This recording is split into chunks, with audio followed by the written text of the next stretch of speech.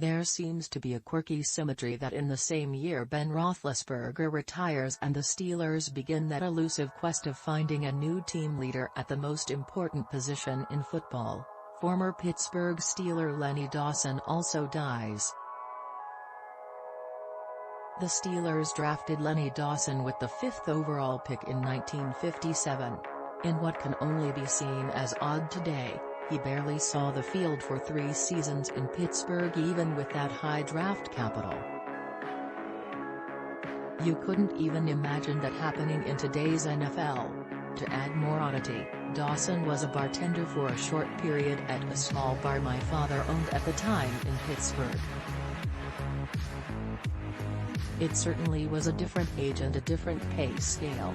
Can you picture Mason Rudolph slinging beers on the South Side just to make ends meet while still playing with the team? Not even Duck Hodges.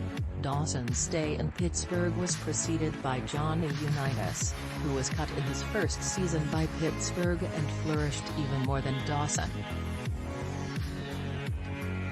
Yes, cut.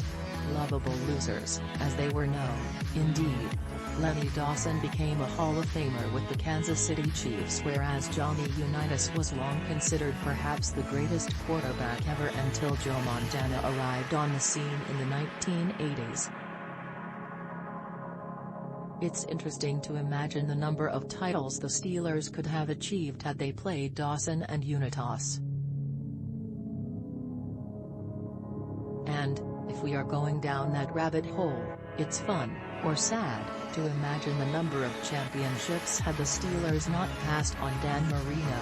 What if is a fruitless game, but had all that superior quarterback play together, and one can only wonder. The drafting of Terry Bradshaw followed the Dawson/Unitas blunders by just a short time, and he transformed that loser tag into a golden age for the Steelers that continued, with some hiccups, more on that in a moment, until the day Big Ben retired. Of course, there were other integral parts to that transformation: Chuck Noll, that defense, that legendary scouting/drafting, but make no mistake, you can't become a dynasty without a high-caliber quarterback at the helm. Like Dawson and Unitas, Bradshaw was high caliber. The Steelers almost blew it again with Bradshaw, however, as the blonde bomber floundered at first and the team flirted with Joe Gilliam for a brief time.